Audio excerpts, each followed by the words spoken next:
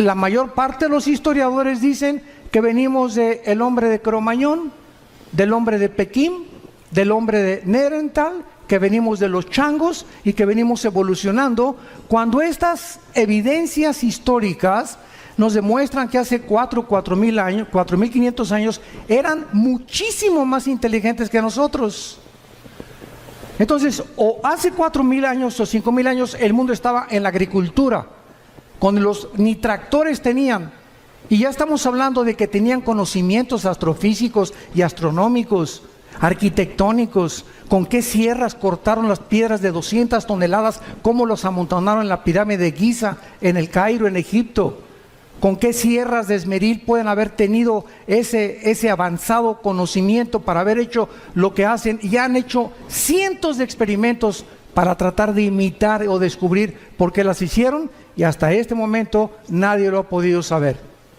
Pero cuando abrimos este libro, nos damos cuenta que mientras más nos acercamos al final de la consumación de la historia humana, más luz el Espíritu Santo nos va a revelar acerca de lo que ya está aquí escrito, pero no lo podíamos entender. Les voy a dar un ejemplo para que puedan ustedes comprender lo que trato de decirles. Hace 2600 años el libro de Daniel, que es el que vamos a ver ahorita rápidamente, le dice Dios a Daniel en el capítulo 12, versículo 4, en los últimos tiempos el conocimiento aumentará. Pero fíjense lo que le dice Dios a Daniel: sella, sellar es poner un candado. Sella esta profecía y van a pasar 2600 años y nadie la va a entender. ¿Por qué? Porque es hasta los últimos tiempos. Entonces, todos estos siglos que han pasado, podían venir la gente y los teólogos y los escatólogos a Daniel y Apocalipsis, y pues no, pues es una confusión tremenda, y yo conozco cantidad de pastores que todavía me dicen que tienen miedo de predicar el Apocalipsis porque todavía no lo entienden y cronológicamente no lo han podido ordenar para poder desarrollarlo y enseñarlo. Esto es increíble. Pero cuando venimos a la Biblia y de veras tenemos la paciencia y la vida, quiero decirles algo, es muy importante para entender la Biblia ser puros sexualmente. Esto es la primerísima condición, la pureza del corazón. Nuestra vida tiene que estar limpia por dentro, nuestra alma, para que el Espíritu Santo no tenga ningún estorbo en revelar a mi mente y yo no tenga imágenes de pornografía, ni estar pensando con otra mujer que no es mi esposa, etcétera, etcétera. El Espíritu Santo es más sensible que una paloma, por eso se le compara con una paloma. Y Él sabe cuando tú ves a una mujer que no es tu esposa, cuando te aprovechas con tu novio o con tu novia, y todas estas cosas molestan a Dios, porque es un Dios santo. Pero eso sí, ¿verdad? Cuando se trata, a ver, explíqueme la predestinación, y explíqueme esto, ¿y por qué no entiendo estas cosas? ¿Y sabes por qué? Por tu vida sucia.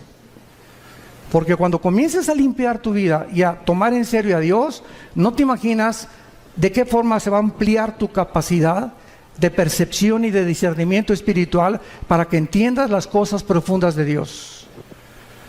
En uno de los salmos dice la Biblia: al pueblo Dios le dio a conocer sus obras, a Moisés sus caminos. Qué tremendo está esto. O sea, el pueblo vio cómo cayó agua en el desierto, cómo cayeron codornices, cómo pudieron ser sostenidos en un desierto sin nada, y lo único que el pueblo quería era ver milagros, milagros, milagros, milagros. Pero durante 40 años el pueblo en el desierto nunca tuvo el conocimiento de los caminos de Dios. ¿Por qué Dios hace lo que hace? Y esta es la razón también por la cual muchos cristianos se desaniman y se frustran. Es que no me ha funcionado el cristianismo y Dios no me ha contestado mis oraciones. Y la raíz de todos los problemas es el pecado. Nuestra vida sucia, nuestra vida que no está limpia delante de Dios, las tranzas, la deshonestidad, la falta de integridad, en todas estas áreas tenemos que tener muchísimo cuidado para que podamos dejar la libertad al Espíritu Santo y Él pueda ampliar nuestro entendimiento. Y en esta generación, como dice Daniel 12, los entendidos entenderán. Y dice los salmos, ¿verdad? Dichoso el hombre que guarda los mandamientos de Dios, porque entenderá el temor de Dios. Y si tú no quieres seguir a Cristo cargando una cruz, no lo sigas. Y si no quieres negarte a ti mismo, te va a costar más trabajo. El otro día tuvimos un caso, mi esposa y yo, de una pareja, que él va a una iglesia y la esposa va a otra iglesia.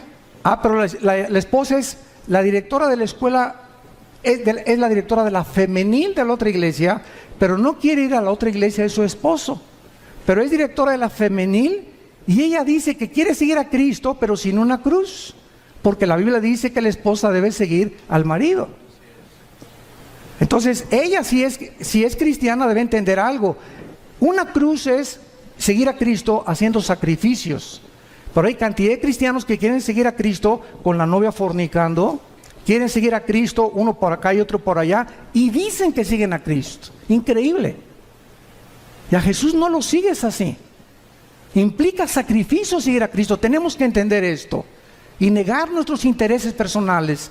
Una mujer de Dios dice: Padre Santo, me gusta mi iglesia, pero mi esposo va a otra iglesia y a menos que no sea una secta, no tienes por qué seguirlo, pero no era una secta, era otra denominación. Entonces me sacrifico y voy con mi esposo y le voy a dar gusto a mi esposo y voy a orar por él, ¿verdad? Señor, pero yo quiero estar en tu voluntad. Y ahí es donde está la bendición.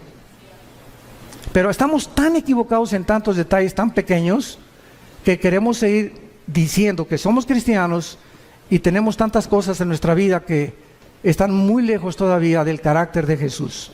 Acuérdense que cuando lleguemos al cielo, Dios nos va a preguntar: pues ¿cuántas almas ganaste? Bueno, 5 millones de almas. ¿Cuántas iglesias hiciste? Tuve 600, di cobertura, 800 iglesias. Todas estas cosas que hagamos, a Dios, ¿qué le van a sorprender? A Dios, ¿qué le van a poder decir, verdad? Caray, te felicito, mi hijo, al llegar al cielo. Solo una pregunta va a haber para todos nosotros. Una sola pregunta: ¿cuánto te pareces a Jesús? ¿Cuánto nos parecemos a Jesús? Dios está formando el carácter de Jesús en nosotros. Dice Romanos 8 que estamos siendo conformados a la imagen del Hijo. A Dios no le impacta lo que hagamos, sino lo que somos. Hay misioneros que yo conozco y pastores que tienen, en toda su vida ganaron 4, 5, 6 almas, o tuvieron discípulos como el que nos guió a mi hermano Alejandro y a mí, un misionero norteamericano bautista que nos ganó para Cristo, y ganó solamente a 7 personas. Él oró por 7 discípulos. Vino a México y le dijo: Señor, dame 7 discípulos en México, en la Ciudad de México. Y mi hermano y yo fuimos de los privilegiados de estar con este hombre de Dios. Y él se murió y nada más ganó a 7 discípulos. Y los 7 discípulos somos los 7 cristianos ganadores de almas y estamos en el ministerio de Cristo. Cuando lleguemos al cielo, todo el fruto que podamos nosotros tener va a ser para Él. Pero Él supo lo que es servir a Dios. Entonces no se trata también de tener grandes multitudes y grandes aquí, cosas por acá, porque ahorita es lo que más llama la atención. Ahorita se trata de hacer discípulos. Yo te pregunto a ti que eres cristiano, desde que tú te convertiste, ¿a cuántas almas has ganado para Jesús? Nadie levante la mano. ¿A quiénes les has hablado desde que te convertiste de Jesús? ¿Tienes a alguien en tu casa, tu hija, tu hijo, tu primo, tu mamá, a quien estés discipulando? ¿A quien le compartas lo que aprendes los domingos en la iglesia o en los seminarios? ¿O todo para acá, todo para acá, todo para acá y nada para allá? Y lo que Dios nos da es para bendecir. No recibimos nada que guardemos para nosotros. Todo es, Dios me lo da para darlo. Me da conocimiento para alimentar. Me bendice para que yo sea de bendición. Me fortalece para que yo fortalezca. Me anima para que yo anime. Nunca nos quedamos con nada, porque es cuando comenzamos a vivir para nuestros propios intereses. El anticristo va a ser la personificación de la maldad, la obra de arte de Satanás. Dice en el libro de Daniel capítulo 8 versículo 23: y al fin del reinado de estos, está hablando de Babilonia, el actual Irán, que Babilonia es Irak, lo vamos a ver ahorita. Irak, Irán, Grecia y lo que fue el antiguo imperio romano. Cuando terminaran estos 4 naciones y desaparecieran del mapa, y volviera otra vez el anticristo a resurgirlas otra vez y a revivir el antiguo imperio romano y el imperio griego para que el anticristo pueda preparar su entrada, dice la Biblia que cuando los transgresores lleguen al colmo, se manifestará un rey altivo de rostro, entendido en enigmas. En otras palabras, Dios no va a levantar al anticristo hasta que la raza humana llegue al colmo. Yo les pregunto, ¿qué es llegar al colmo? La Biblia nos los enseña. Hubo dos ciudades en la Biblia, en Génesis 18 y 19, Sodoma y Gomorra. Y Dios le dijo a Abraham, oye Abraham, ven para acá. No voy a revelar nada sin que tú no lo sepas. Voy a destruir esas dos ciudades. ¿Pero por qué? Le dice Abraham. Porque no hay justos en las ciudades. No las voy a destruir por la depravación sexual que hay, sino porque no hay justos suficientes para que yo no las destruya. ¡Qué tremenda lección de Dios! Y pues ya saben todos, ¿verdad?, que Abraham le dijo a Dios, oye, si hay 50 justos, la perdono. 40, la perdono. No encontraron más que uno solo, Lot. Porque hasta la esposa se quedó convertida de sal. Entonces vemos que Dios actúa cuando llegan al colmo las maldades y cuando los buenos ya no hacen nada. Dice el dicho que los malos duran hasta que los buenos no hacen nada. Entonces vivimos una época, como les decía en la mañana del desayuno, donde estamos acostumbrándonos a que sea normal la inmoralidad que nos rodea. Las revistas, vas al dentista y revistas de pornografía. En la mañana Vidito y Capulina también ya, quién sabe, con chavas arriba de sus rodillas. En las telenovelas ya es un asco, ¿verdad? Todas las cosas que pasan, las películas. Ya es impresionante por todos lados las espectaculares, ya de descarados. Tú vas ahorita, por ejemplo, a Toronto, Canadá, y hay una mujer desnuda de casi 50 metros de altura, el espectacular. Vas a Alemania y en los trenes hay puras fotos pornográficas en los trenes, en los metros de Alemania. En Holanda ni se diga. Entonces estamos llegando a un punto en el mundo donde no nos damos cuenta que está ardiendo el mundo, nuestros hijos están siendo arrastrados. Hay más de 17 millones de sitios pornográficos en el internet. Y tus hijos y mis hijos tienen acceso al internet. Y si no los vigilamos y no los cuidamos, van a crecer infectados en la mente, completamente desorientados acerca de qué es el sexo. Y esta es la razón por la cual hemos llegado ya al punto que Estados Unidos, si el Partido Demócrata hubiera ganado la elección, hubieran votado por los elementos transgénero en junio de este año. Porque el expresidente Obama autorizó que hubiera baños en Estados Unidos donde los niños pudieran usar el de las niñas y el de las niñas, los niños, si los niños se sentían que no eran niñas o que no eran niños. Este es el colmo. En el junio del año pasado se legalizó los matrimonios gays en Estados Unidos. Y vemos así que está creciendo la maldad, y lo dice así, cuando los transgresores lleguen al colmo. La pregunta es esa. Mañana vamos a hablar de la destrucción de la familia. ¿Hemos llegado al colmo? Hoy en la mañana vimos un testimonio, ¿verdad?, de un expolítico donde nos expuso claramente la corrupción impresionante que hay en esos medios. Pero ya no me sorprende porque el director de la FIFA, de la Federación de Fútbol Soccer, lo encontraron corrupto. Están demandando a 2 o 3 jugadores estrellas por corruptos también ahora. O sea, en los banqueros, en el deporte, en los artistas, en todos lados. Un cantante famoso ahorita que le dicen el Sol de México, que quién sé cuántos debe, que defraudó no sé qué tantas cosas. Y por todos lados estamos encontrando que ahora sí que el que no tranza no avanza.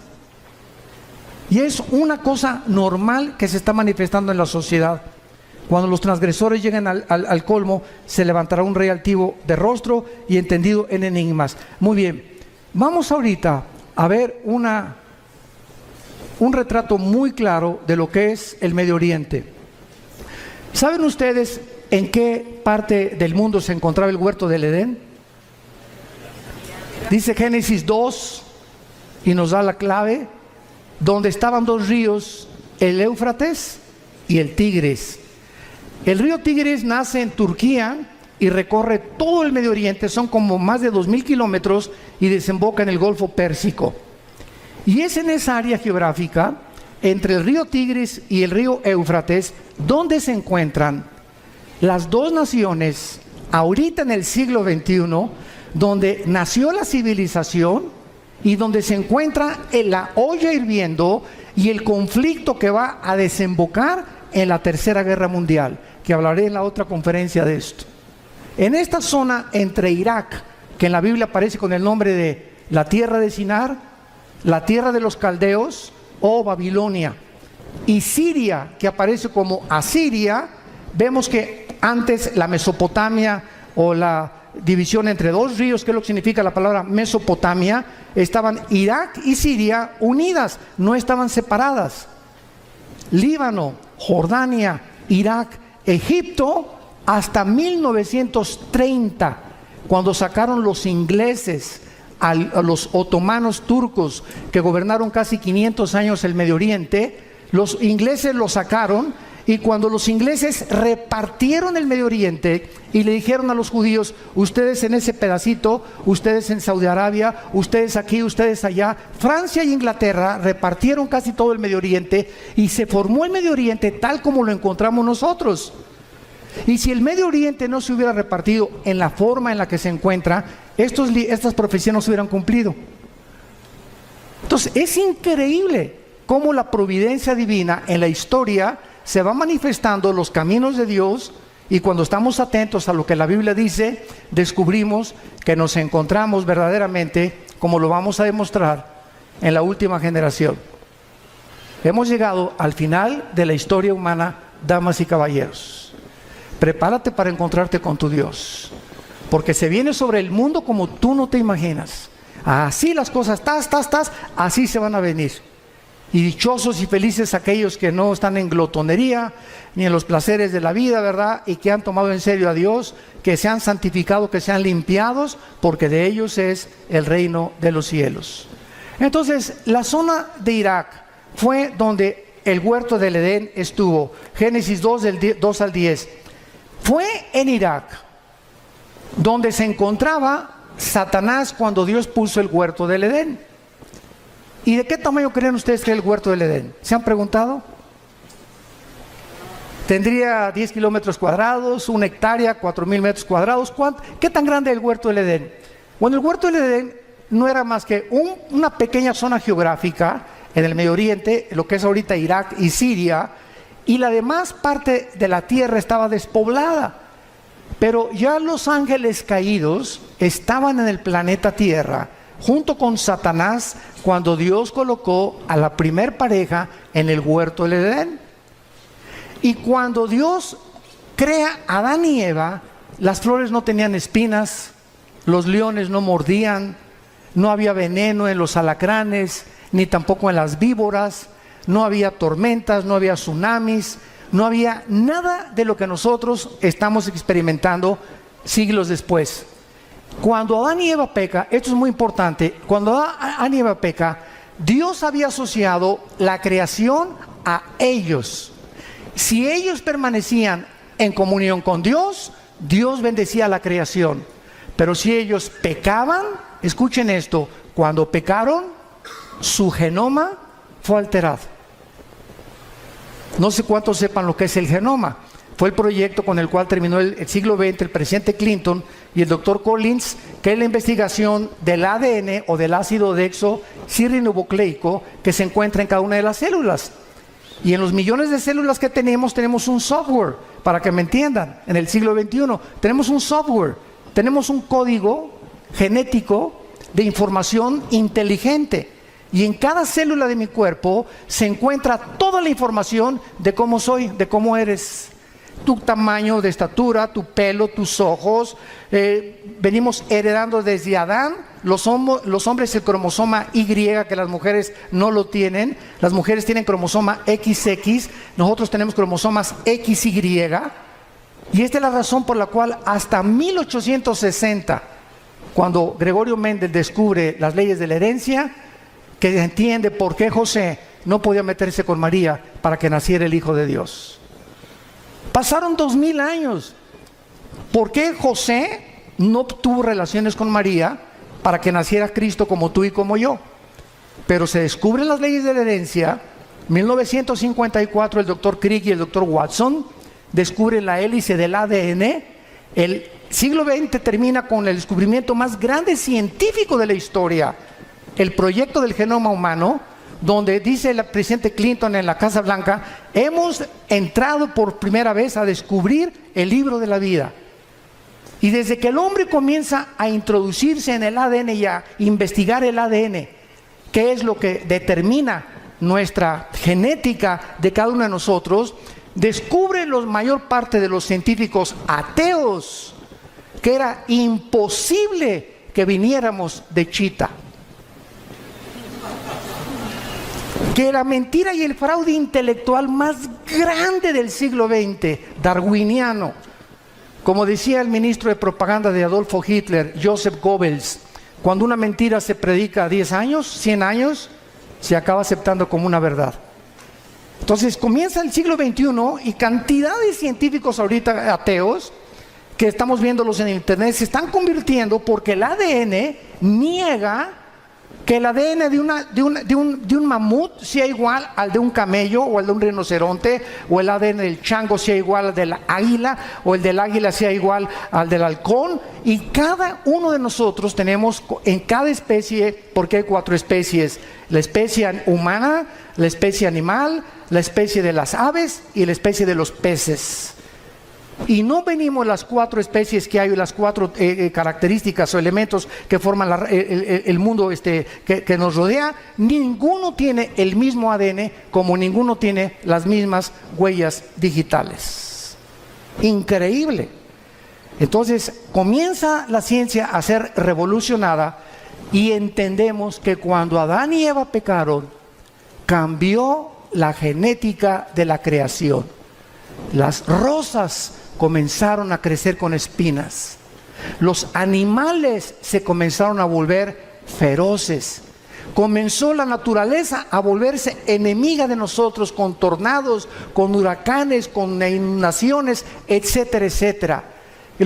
Comenzaron a propagarse todo lo que se llama la propaganda bacteriológica, los virus, los microbios que comenzaron a atacarnos, se volvieron nuestros enemigos, y todo debido al pecado humano. Por eso dice Romanos 8 que la creación gime a una, esperando la redención de nosotros, porque cuando seamos redimidos nosotros, la creación regresará al huerto del Edén otra vez. Y esto es precioso, porque nosotros los cristianos que me escuchan, santos de Dios, toda esta información que les doy es la información que ahorita están buscando los científicos y no la tienen. ¿De dónde vienen los platillos voladores desde 1946?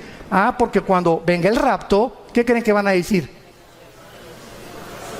Que nos pintamos con los ovnis, que los extraterrestres nos llevaron.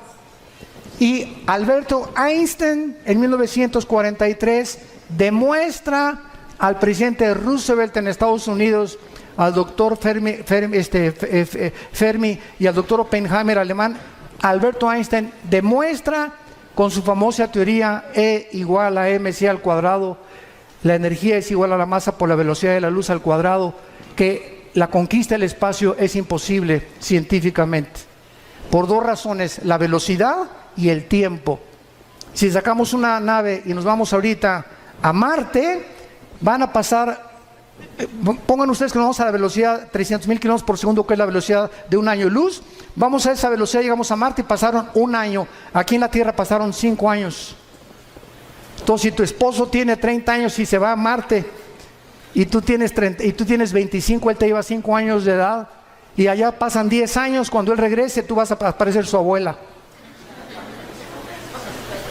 Y además ninguna nave podría ser construida jamás que pudiera evadir los millones de piedritas minúsculas que existen en el espacio, porque la destruiría a la velocidad de la luz. Así que todas esas yo le llamo marihuanadas. de que la guerra de las galaxias y por aquí, por allá, etcétera, etcétera, son los pininos y la imaginación, porque, ¿verdad? Julio Verne, Walt Disney, no se puede detener la imaginación humana. Pero ya la Biblia lo decía en Hechos 17 también, cuando Pablo les predicó a los filósofos en Atenas, que Dios hizo el cielo y la tierra y fijó los límites de habitación del ser humano. Entonces, todo lo que está pasando ahorita en el mundo está siendo preparado para la culminación del último acto de Dios. Y Dios no quiere que ni tú ni yo estemos desapercibidos y que no nos agarre como ladrón en la noche, porque vendrá así. Y si llega la oportunidad a tu vida y Dios te quiere usar para algo en este tiempo y tú no estabas listo, no estás preparado, has estado jugando con Dios en los últimos meses, últimos años, la oportunidad no te vuelve a venir. Dios no necesita a ninguno de nosotros. Nadie somos indispensables. Se brinca y Dios agarra a Pepe o agarra a Carmelita o a Lupita o a Juan, pero Dios termina su plan. Nos da el privilegio que seamos nosotros los que le sirvamos. Aprovechémonos de este privilegio. En tercer lugar, ahí fue en Irak donde cayó el ser humano. En cuarto lugar, ahí fue en Irak donde se profetizó, Génesis 3:15, la primera profecía de que el Mesías destruiría a la semilla de Satanás, y la semilla de Satanás bloquearía el nacimiento de la Virgen María, que sería Jesucristo. En quinto lugar, ahí se ilustró el primer evangelio, Génesis 3:21, cuando Dios viste al hombre. Es el primer evangelio predicado en imágenes. Es Dios el que nos cubre. Tiene que haber sangre derramada, porque sin derramamiento de sangre no hay remisión de pecados, y es Dios el que toma la iniciativa para salvarte y para salvarme. En esta área geográfica fue la primera rebelión contra Dios, la Torre de Babel, Génesis capítulo 11. En esta tierra Dios llamó a Abraham, de acuerdo a la Biblia, Irak y Siria. Apocalipsis 9, la quinta trompeta. Están atados los 4 ángeles más crueles y sanguinarios de toda la humanidad. Ahí donde está ahorita Irak y Siria, la guerra civil de Siria, y donde está el conflicto estrellando o con la conflagración entre el oriente y entre el occidente. Ahí se encuentra la actividad demoníaca más grande de la historia. Ya no es el Teposteco aquí en México, ni Veracruz, ni Catemaco, Veracruz. Es ahí entre Irak y Siria, donde desde la guerra del Golfo Pérsico todo el mundo volteó sus ojos. Antes de la guerra del Golfo Pérsico, 1990-91, yo le pregunté a un grupo de estudiantes que si sabían dónde estaba Irak. ¿Saben qué me contestaron? Que qué clase de medicina era esa, que si era un nombre de una medicina. O sea, eran zonas que ni siquiera consideraban, ni siquiera yo les dije en un mapa, pon un dedo, dime dónde está Irak. No lo podían localizar ningún estudiante del tercer grado de teología. Me reservo el nombre del seminario. Pero era increíble. Y desde el 90 hasta nuestros días, pues ya todo el mundo sabemos, ¿verdad? Que Irak, ¿verdad?, está junto a Israel, junto a Jordania, ¿verdad?, junto a Siria, etcétera, etcétera. Pero es el área donde ahorita la atención mundial se ha concentrado. Y el punto al que quiero llegar es el siguiente. De esta zona geográfica, entre Irak y entre Siria, saldrá el anticristo. Ahorita regresamos a Daniel, vayamos a Génesis 49. Y vamos a ver con mucho detenimiento lo que en los últimos años se han tratado de especular acerca del origen del anticristo. Lo único que sabemos, o que se sabía, sin haber profundizado la Biblia, hasta hace, me acuerdo yo, 25 años, yo desde que me convertí, no sé cuántos de ustedes sepan, ¿verdad?, pero el primer mensaje que yo prediqué en mi vida, hace 40 años, fue sobre la tribulación. O sea, desde que comencé a predicar, Dios me trajo a la profecía y a la apologética, que es la defensa de la fe. Son las dos áreas de las ramas de la teología donde me he especializado más, en la profecía y en la defensa de la fe, la apologética. Y desde que comencé a estudiar la Biblia, pues fue algo, ¿verdad?, que yo sentí que era un llamado que Dios me daba para profundizarme en la profecía. Y a través de todos estos años, pues me metí, yo he predicado 3 veces todo el libro de Apocalipsis, versículo por versículo. Lo pueden conseguir, son 100 conferencias, versículo por versículo, los 22 capítulos.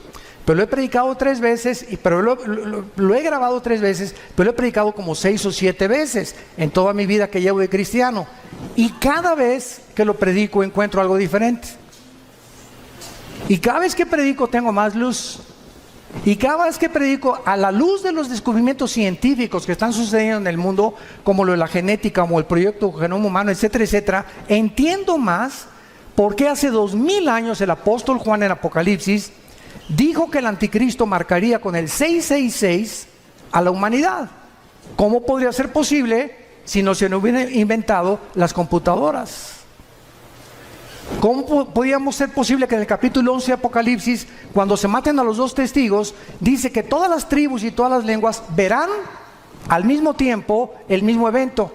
¿Cómo podría ser posible si no se hubieran inventado los satélites de comunicación en los 70 del siglo pasado? Entonces todo va cobrando sentido conforme la ciencia va aumentando y nosotros decimos, ¿verdad? La Biblia tenía razón. Hasta que se descubre la genética, se entiende por qué María no podía tener relaciones con José.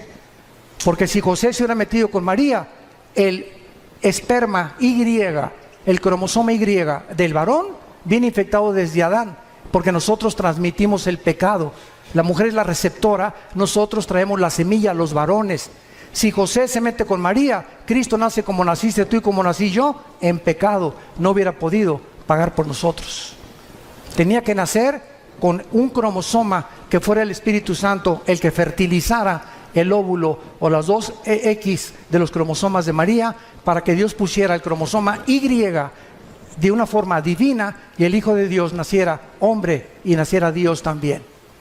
Todas estas cosas las comenzamos a comprender gracias a los descubrimientos de la ciencia. Y cuando la ciencia descubre algo, la ciencia dice, la Biblia se nos adelantó. Y la Biblia es más moderna que el periódico Mañana en la Mañana. Todo lo que estamos viendo ahorita, ya la Biblia lo decía, pero pues los cristianos siguen con Ricas y Famosas, el Calimán, las telenovelas, peleándose, viviendo en pecado, queriendo saber cosas y teología, y me quiero ser pastor, o quiero ser misionero, o por qué no bendice Dios mi hogar, por qué no tengo dinero, por qué no prospero, etcétera, etcétera, simplemente porque hay una sola condición. La bendición para la bendición es la obediencia. No hay más, así de sencillo. Tú obedece este libro y obedece lo que Dios te dice, no te imaginas, no tienes la menor idea de cómo Dios te va a bendecir.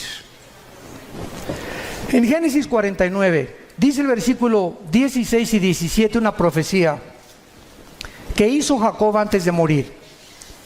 Dan juzgará a su pueblo. Dan era una tribu, como una de las tribus de Israel. Será Dan serpiente junto al camino, víbora junto a la senda, que muerde los talones del caballo y hace caer hacia atrás al jinete. Muy bien, de acuerdo a esta profecía, hace 25 años, yo estuve de acuerdo también. Y de acuerdo a Daniel 11, 35 y 36, que dice que el anticristo del amor de sus padres no hará caso. Y de muchas otras que parecen que el anticristo sería judío. Resulta que comenzamos a escarbar más la Biblia. Como vayamos ahora a Isaías capítulo 10, rápidamente, Isaías 10.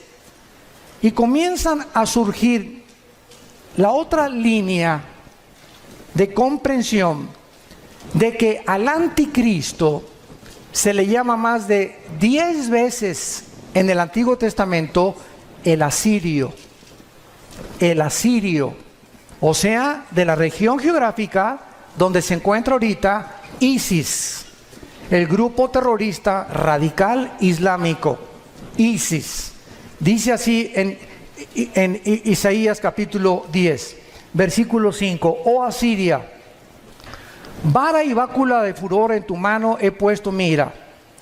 Le mandaré contra una nación pérfida y sobre el pueblo de mi ira, o sea, Israel, para que quite despojos, arrebete presa, tas. Versículo 12, ojo, pero acontecerá.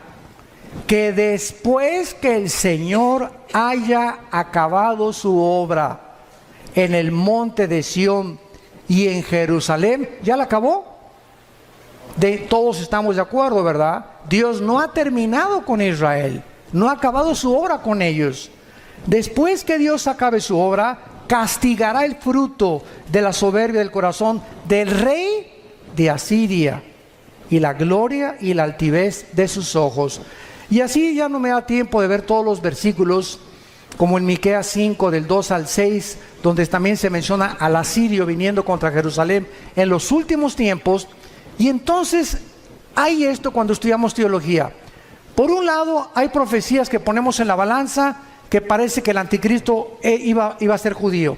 Y ponemos en la balanza otros versículos que nos amuestran que el anticristo viene definitivamente de Asiria, de donde se encuentra ahorita ISIS. ¿Cómo podemos compaginar cuando encontramos en la Biblia que se predica la predestinación, pero también se predica la responsabilidad humana? ¿Cómo podemos entender que la salvación no se pierde y unos dicen que sí se pierde la salvación? Entonces vemos aparentemente doctrinas o líneas de pensamiento que parece que se contradicen una contra la otra, pero el problema está en nuestra mente y no en Dios, en nuestra falta de comprensión. Vean ustedes este ejemplo del anticristo. Dice la Biblia que saldrá de Dan, que será judío, y dice la Biblia que se le llama el asirio. Muy bien, ¿cuál es lo que compagina o qué escrituras unen a las dos para poder entender de dónde viene el anticristo? En el año 700 antes de Cristo, apúntalo, o sea, hace 2700 años, los asirios se llevaron cautivas a las 10 tribus de Israel. 100 años después, Nabucodonosor, en el año 585 antes de Cristo, 100 años después, vino y se llevó a las últimas 2 tribus. Estas 10 tribus que se fueron a Siria hace, ¿cuánto? 2700 años, se diluyeron en el mundo entero. Y ahorita los judíos no saben quiénes son. Hay judíos mexicanos que a lo mejor tú eres y no lo sabes. Hay negritos, hay costarricenses, hay italianos, hay brasileños, hay españoles, hay ingleses. Están revueltos en el mundo los judíos. Y ahorita solamente hay los que creen que vienen de Leví, de la tribu de Leví, y los de Cojén, que son los sacerdotes. Pero de las 10 tribus desaparecidas es el misterio que solo Dios sabe, que los va a levantar 12,000 de cada tribu en Apocalipsis 7. Entonces, ¿cuál es la respuesta? Que el anticristo puede ser judío y al mismo tiempo ser asirio. ¿Sabían ustedes que ahora los sociólogos están llegando a corroborar que Hitler era judío? Que tenía raíces judías, tu paisano. Increíble, ¿no? Han pasado siglos y comenzamos a descubrir cosas que dices, Dios mío, güey, a lo mejor yo no sé ni de dónde vengo, pero tenemos antecedentes de quién, a lo mejor desciendes hasta de Pancho Villa. Pero así es la genética. Entonces el anticristo, ¿verdad?, surge geográficamente de Asiria, y es lógico, ¿verdad?, que también haya sido perteneciente a una de las tribus de los judíos, que es la tribu de Dan. Ahora, cuando este líder de ISIS declaró que querían establecer el califato en todo el Medio Oriente y borrar la frontera entre Irak y entre Siria para establecer el califato, la palabra califa significa el sucesor en el idioma del Islam. Entonces los califas eran los que decían que eran sucesores directos de Mahoma.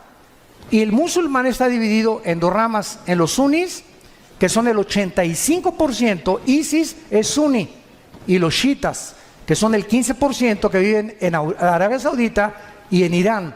Y casi todo el Medio Oriente son sunnis, son los que controlan y matan a los hermanos chiitas porque dicen que son los únicos sucesores de Mahoma. Entonces, este conflicto que está ahorita en el Medio Oriente es precisamente el que va a pavimentar la próxima guerra para que salga el anticristo, como lo mencionamos en esta mañana. El anticristo tendrá poderes sobrenaturales satánicos. Vayamos rápidamente a Apocalipsis capítulo 13 y veamos lo que el apóstol Juan menciona acerca del poder impresionante que el anticristo tendrá, y algo muy importante que les quiero compartir. La mayor parte del mundo cree que el anticristo va a gobernar el mundo entero. ¿Por qué? Porque aquí en Apocalipsis hay un versículo que dice que estará sobre todo tribu, lengua y nación. Pero lo mismo se dijo de Nabucodonosor en su tiempo, y era tribu, lengua y nación del tiempo en que Nabucodonosor vivió y de la nación de Babilonia. Alejandro el Magno se menciona que también abarcó el mundo entero conocido. ¿Cómo sabemos que el anticristo no va a gobernar todo el mundo? Porque en Daniel 11, 40 al 45 dice que el rey del sur se levantará contra el rey del norte, harán guerra contra el anticristo tendrá que destruir Egipto, y en Apocalipsis 16, 12 al 16 dice que los reyes del oriente vienen al Armagedón, Joel capítulo 3, al valle del Megiddo o al valle de Jezreel, a pelear contra el anticristo. Entonces el anticristo va a gobernar 10 naciones nada más, 5 de Europa y 5 del Medio Oriente, que pertenecían al antiguo imperio romano, que es otra profecía del capítulo 2 de Daniel, de la estatua de Nabucodonosor, que representa los 10 dedos y los 10 cuernos de Apocalipsis capítulo 17, que tampoco nos daría tiempo de poder cubrirlo. Pero en Apocalipsis 13 dice el versículo 1: me paré sobre la arena del mar y vi subir del mar una bestia. Y esto es interesante. ¿Por qué se le llama bestia al anticristo?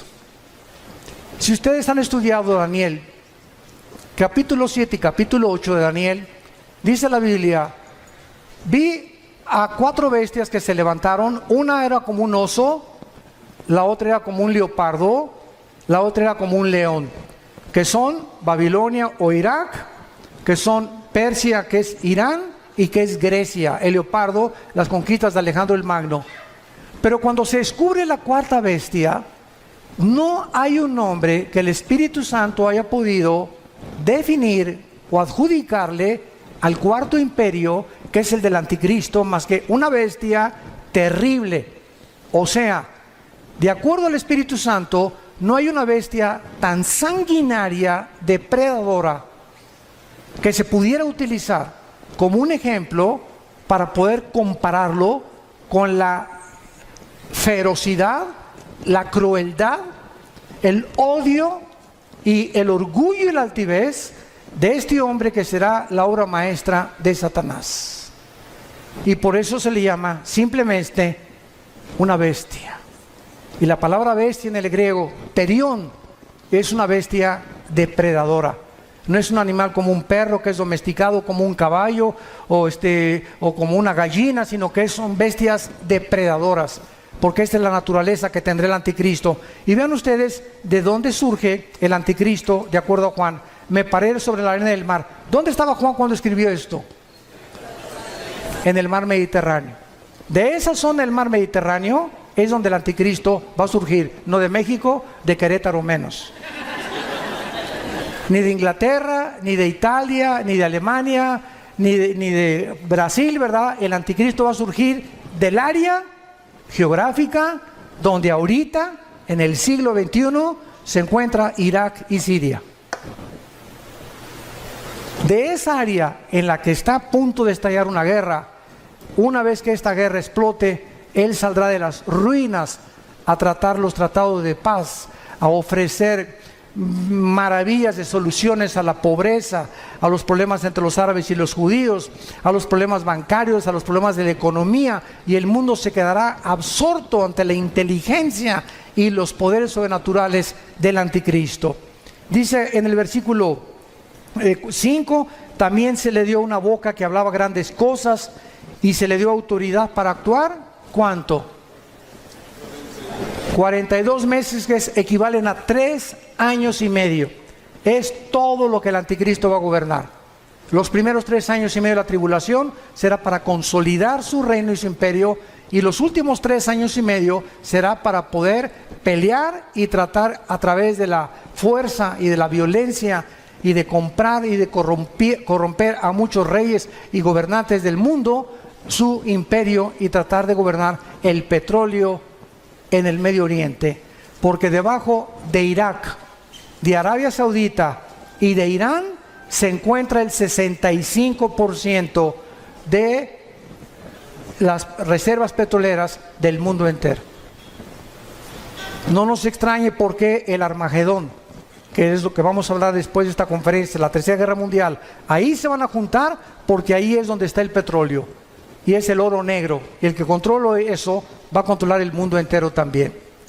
Y dice en el versículo 17 de Apocalipsis 17, y que ninguno pudiera comprar ni vender, sino el que tuviera la marca o el número de la bestia o el número de su nombre. Aquí hay sabiduría. El que tiene entendimiento, cuente el número de la bestia, pues es número de hombre y su número es 666. ¿Saben ustedes qué es la gematría? Apúntalo, gematría. Es la rama de la teología que estudia el valor de los números en las letras hebreas y griegas. ¿Por qué Dios escogió que la Biblia fuera escrita no en totonaco, ni en maya, ni en zapoteco, ni en otomí, ¿verdad? Ni con los aucas, o ni siquiera en lenguaje español o italiano o francés? ¿Por qué Dios escogió dos idiomas, el hebreo y el griego? ¿Por qué? Dios lo que hace, lo hace con un propósito sabio siempre detrás, porque el hebreo y el griego son los dos únicos lenguajes que cada palabra tiene un valor numérico. Por ejemplo, la famosa V de Víctor en el griego representa el 5, la X al 10, el 50 ¿cuánto? Ni sabes. La D, ¿verdad? El 50, el 1000, ¿verdad? Entonces, cada letra tiene un valor numérico, se llama la gematría. Cuando el Espíritu Santo escogió el 666, ¿saben qué significa? Porque dice aquí hay sabiduría, el que le entienda. ¿Cuál es el número de nosotros? El 6. ¿Cuál es el número de la Trinidad? El 3. 6, 6, 6 es el hombre elevado a Dios, elevado a la deidad, que es el sueño que Satanás le dijo a la mujer: serás como Dios. Entonces el anticristo es la obra maestra de un ser humano que el Satanás toma y lo eleva a la capacidad de ser un Dios, aunque no era un Dios. Por eso se le llama el 666, el hombre elevado a la deidad o a la divinidad, que es lo que Dios quiere que nosotros tengamos cuidado. No somos dioses, no somos autónomos, somos agentes morales responsables. No nos creamos a nosotros mismos y debemos nuestra obediencia al Señor. Padre, te damos gracias por tu palabra en esta tarde, por permitirnos rascar simplemente tus profecías y tener un poco más de conocimiento de tu programa y de tu plan en la historia y para los tiempos humanos. Te pedimos, Señor, que cada día que pase recordemos el consejo que le diste a Josué. Josué, hay 7 naciones delante de ti en Canaán, y te voy a dar el secreto, Josué, para la victoria. No es con espada ni con ejército, no es con la valentía del caballo, no hay sabiduría ni conocimiento ni inteligencia contra Jehová.